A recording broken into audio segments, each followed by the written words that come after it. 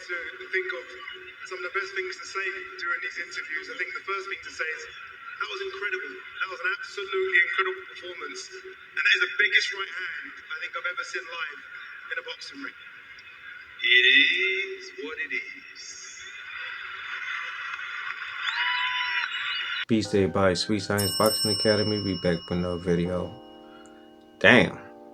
Anthony Joshua just obliterated Francis Ngannou, and he kind of just stated the reason why MMA fighters should stay in MMA and boxers should stay in boxing, because as you can see, the two really don't clash. Now, Francis, he put on a great performance against Tyson Fury. Like, I still believe that he won that fight, but the element of surprise was gone. You know, Francis Ngannou was the anomaly. He was the enigma in boxing because people didn't know what he can do. So Tyson Fury, if you've seen how he looked in that fight, I mean, he's always a little flabby and stuff, but he really didn't take Ngannou serious.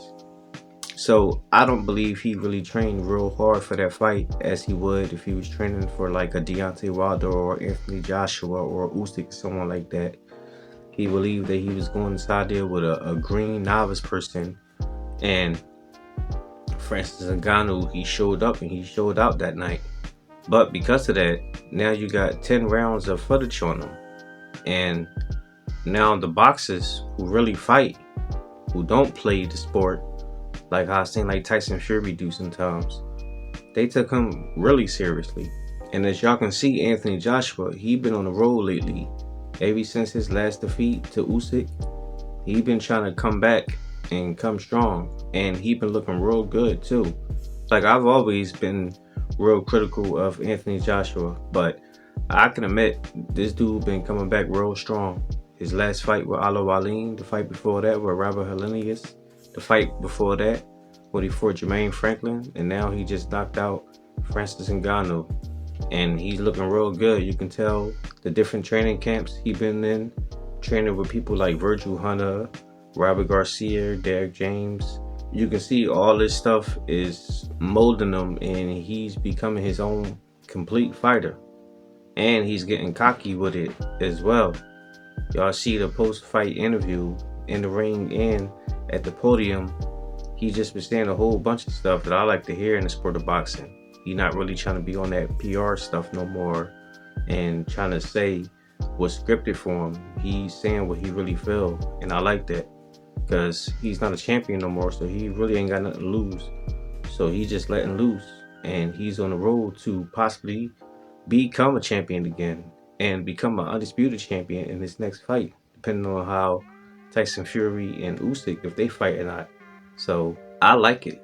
And the fight itself, it just looked like a dude who just came off the street and went inside the ring with someone who's been boxing their whole lives. Because Francis, he didn't know what to do. Those feints that Joshua was incorporating inside the ring with him, he was just falling for it like a trap in Ngannou. And Joshua, that right hand couldn't miss. He just kept catching him with it.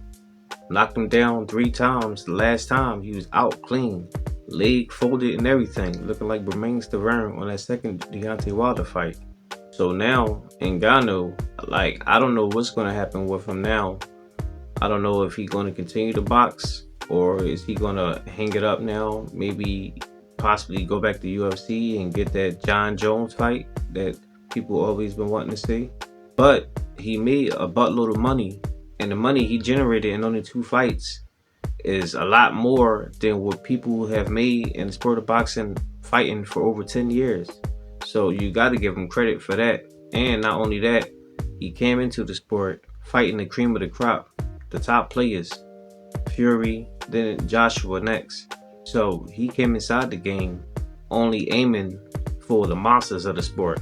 You gotta give him all the respect in the world. And like Joshua said in the ring during the post-fight interview, somebody gotta lose. Draws are a rare thing, so usually there's a winner and a loser in the heavyweight sport. 9 times out of 10, somebody's gonna get knocked out. So it's either him or me. And Joshua was like, it's gonna be him and not me tonight. But even Joshua said that Ngannou can come back and he can still compete with the top players because he believed that Ngannou proved himself and he can fight and he can hold his own with the top players. So I don't know. We just gonna have to wait and see. So that's all I got for now, guys. Let me know what y'all think. Drop y'all comments down below. Make sure I hit the like, subscribe, and hit the bell. I'll see y'all the next one. Peace.